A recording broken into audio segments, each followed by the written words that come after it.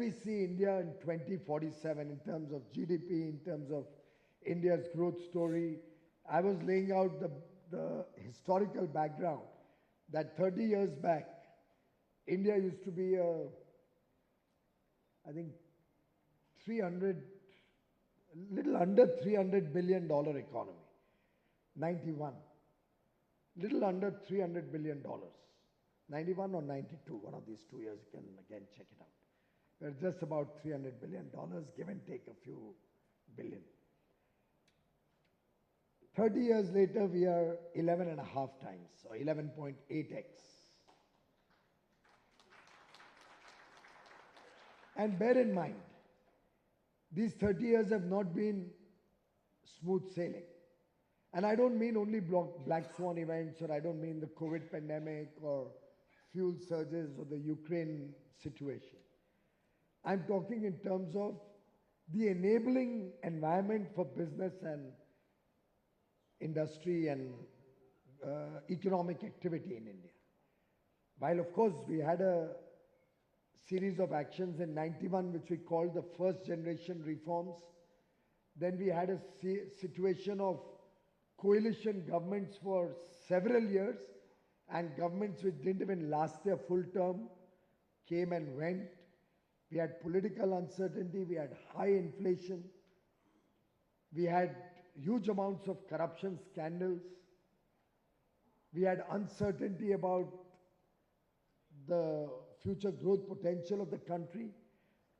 Despite all of that, if the country could grow 11.5 or 11.8x in 30 years, given the strong foundational work that has happened in the last few years, given the fact that today we have fundamentals of the macroeconomic character of the economy as a very strong, vibrant economy, the fact that we are considered a trusted partner across the world, the fact that countries are literally wishing to expand trading arrangements, free trade agreements, comprehensive economic partnerships with us across all continents in the world.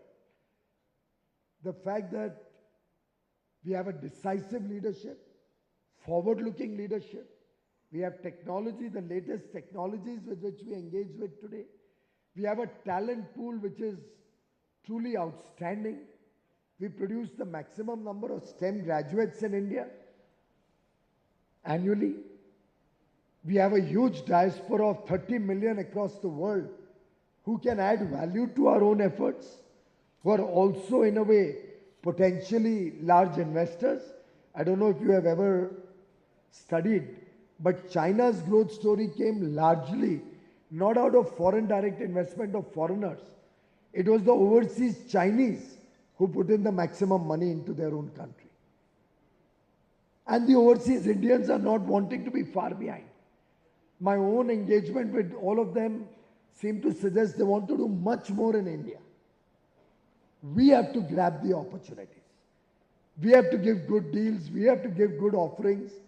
We have to give good products, services, value propositions. There are many, many, many overseas Indians, and apart from that, of course, the whole world today is looking for investment avenues. We've had a little hiatus because of high interest rates in the US and Europe, UK, due to high inflation. But my own gut feeling is that it's a temporary phenomenon, which will have to be turned quickly. Otherwise, growth story in the developed world is going to take a big hit. And in all of this, the world recognizes India as a bright spot. The world recognizes India as the one country which can actually drive economic growth. And in this context, that lady in the Startup India Advisory Council, when different figures were being bandied around the room, raised her hand and said, "Sir, if we are talking of India at 2047, then shouldn't the target be to make it a $47 trillion economy?" And come to think of it, you look at today's $3.5 trillion. we are almost saying a similar level of growth, what we saw in the last 30 years, albeit achieving it in 25 years, which I think should not be a challenge, given the fact that so many things have happened in the last decade or so, 8-9 years, which have completely changed the way the young Indian thinks, the way India works. The fact that today we accept quality as an important factor is itself a big mindset change. Many of you youngsters may not have experienced it, but certainly some of us older people in the room, not too many here, but the older people in the room will remember, you go to the market, you'd always be looking for a product which said, for export quality. And then you felt, yeah, this must be good. Am I right, madam? And then you would say, yeah, this must be good if it's for export quality. Are the Indian consumers, and here I speak as Consumer Affairs Minister, I don't think Indian consumers deserve a raw deal.